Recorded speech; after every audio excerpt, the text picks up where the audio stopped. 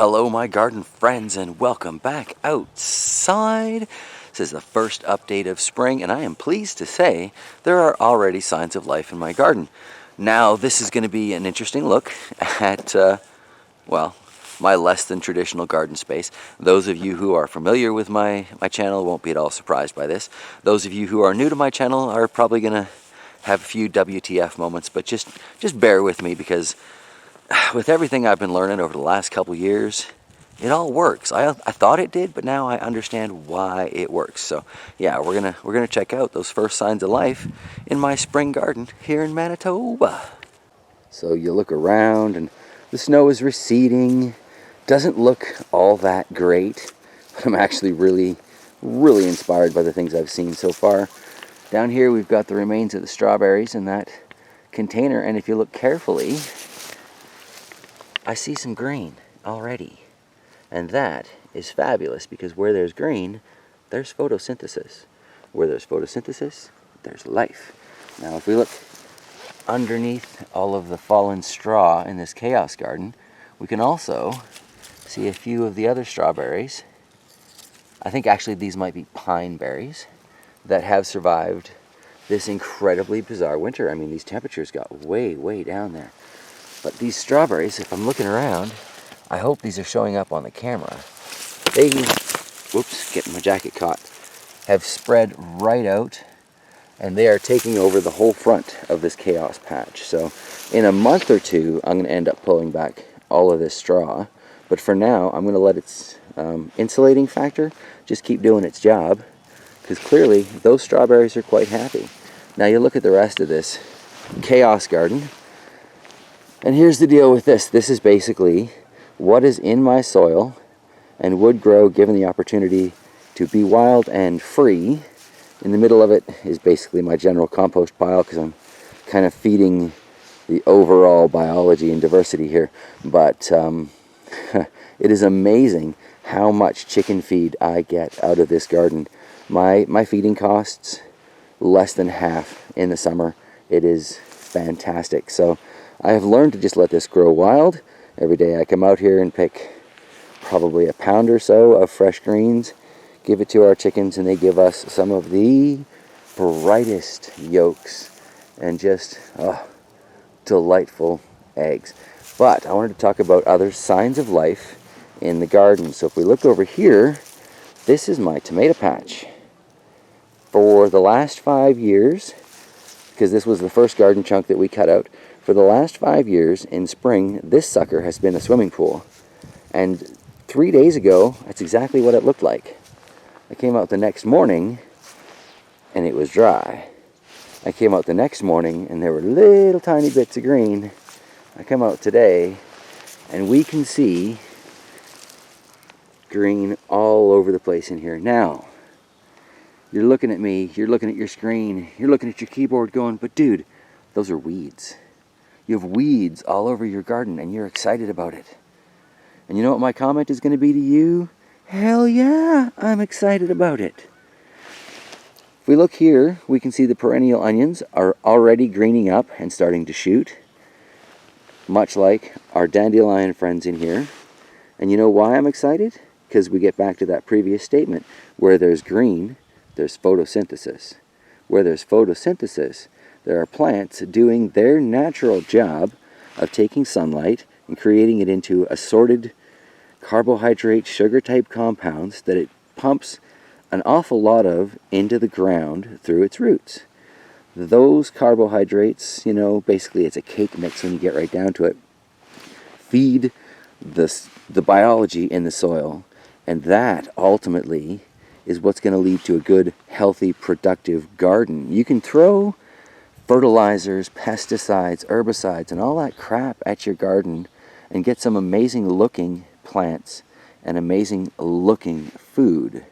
But if you want natural food that tastes great and is going to give you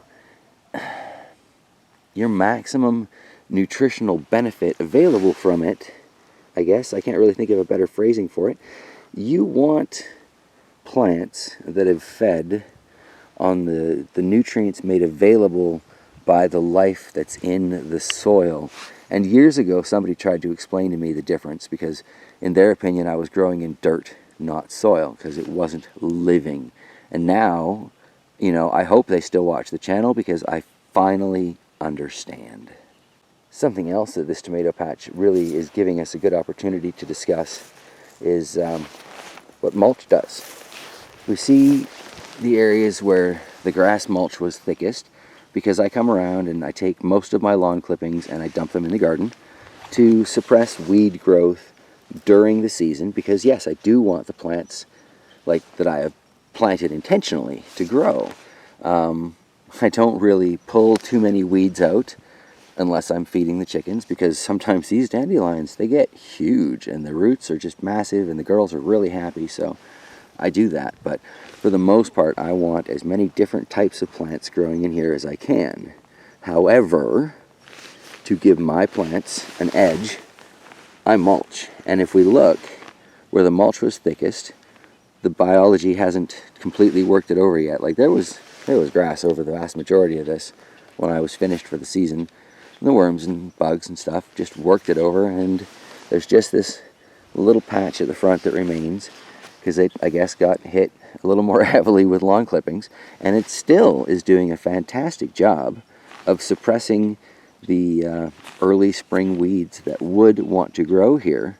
However, I'm probably gonna rake this off, let the chickens just have at it, and they've been having a lot of fun with these old grasses and stuff, and allow these weeds to grow, because I want the sugars in my soil to feed the biology in my soil so that I can have an incredible harvest out of this beat up looking garden. And like I say, if you're new to the channel, stick around and make sure you hit that subscription button. You'll see exactly what I'm talking about here. And yeah, it's going to be a good year, I think. I see a lot of green coming up here. We've got some very interesting plans for the Three Sisters patch for this year. I'm going to rearrange how the plants are organized in here, but for the most part I still want to keep the same family of plants growing in this same little patch of land, just to kind of see how many years I can get away with, well, growing a Three Sisters garden in the same patch of land. Because, you know, everybody goes off about crop rotation and you got to move things around and all this stuff, but I think if I'm focusing on feeding the soil and I'm focused on making sure that I've got all of my plant types in here, I should be good to go to just kind of year after year after year plant my few rows of corn, plant my squash, plant my peas and beans, and call it done.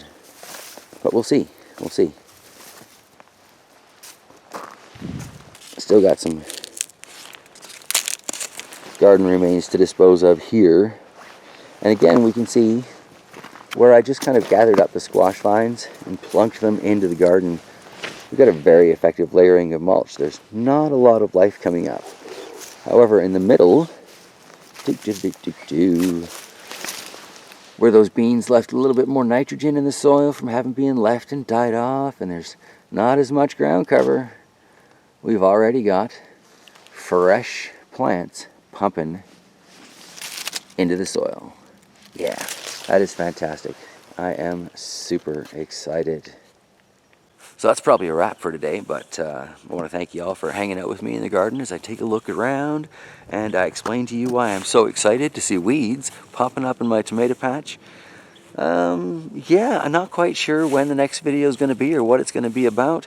I'm going through a whole lot of information right now on how to grow my YouTube channel and blah blah blah, and kind of get back to the goal. We came out here to focus on our YouTube channels, not to work for the big industrial farms and barns and stuff, so ideally that would be good. But yeah, I'm also working on finding other drudgery, because, you know, paying the bills and having food on the table is also good. Anywho, that's off topic, and much love, everybody. Thank you for joining me out here in the garden. It's going to be a beautiful 2021, I think, so get your seeds ready, plant your garden, have faith, and we'll get through it together no matter what happens. Take care, everybody.